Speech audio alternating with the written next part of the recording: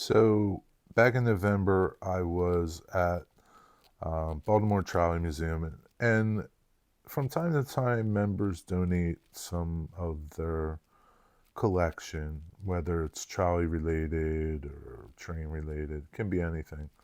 Um, so I was going through some of the things, and I picked up these timetables. They just really caught my eye. Um, Railroads that I don't know, never saw as a kid, but I just thought it'd be cool to have them. This one was the Santa Fe, Atchison, Topeka, and Santa Fe, and I just thought it would be cool. Again, it's a whole system, I guess, covered a lot. This one was the Frisco. What I liked about this one was the surface of the cover of the book. It was like a hard plastic. It's I think from 1976 or something, and everything was really in good shape.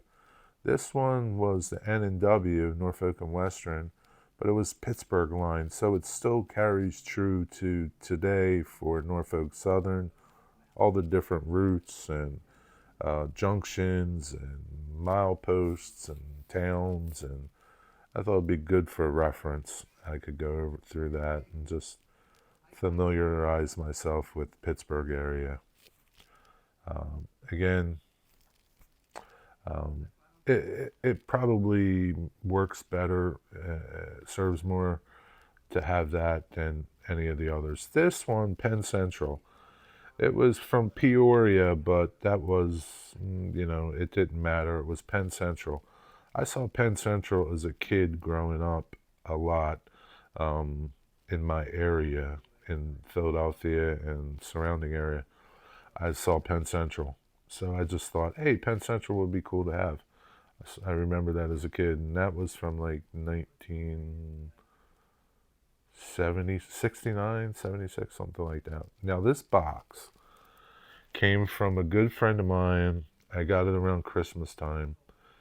Uh, my good friend Bill in South Carolina, we worked on a tourist railroad together. And he gave me a letter, and I was really touched when I got this, especially when I started reading the letter. Bill's a great guy, super nice guy. I miss Bill.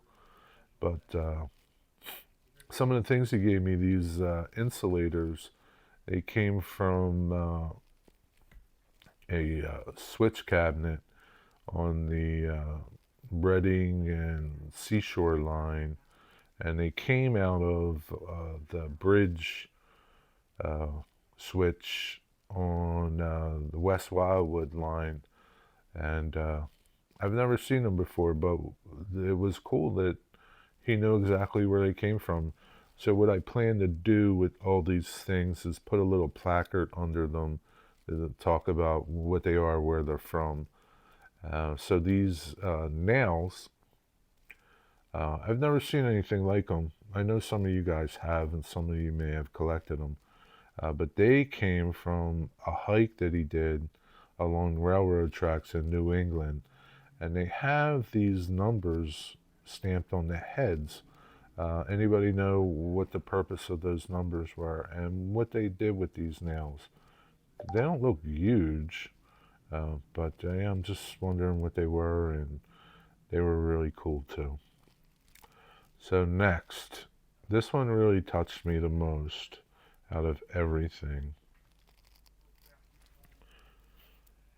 This is a pin that came from his grandfather who worked for the Pennsylvania Railroad in PA, Maryland, and Delaware, in that region there.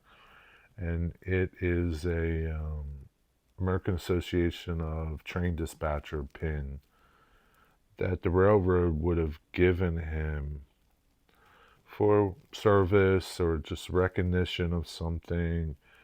And yeah, it touched me the most because he took something that really meant a lot to him, I'm sure, that was his grandfather's, and he gave it to me. So I'm going to make up something. I think I have a table that I'm going to do, and I'm thinking maybe I'll cut out an area in the tabletop and put this stuff into it instead of hanging it on the wall. I don't really know what I'm going to do, but I'm going to put it somewhere, display it some way, uh, just to, because it's cool stuff. And yeah, I look forward to doing it. And I don't know when I'll get to it, but yeah, sooner or later, hopefully sooner than later. All right, everybody, be well, be blessed. Until the next time, take care.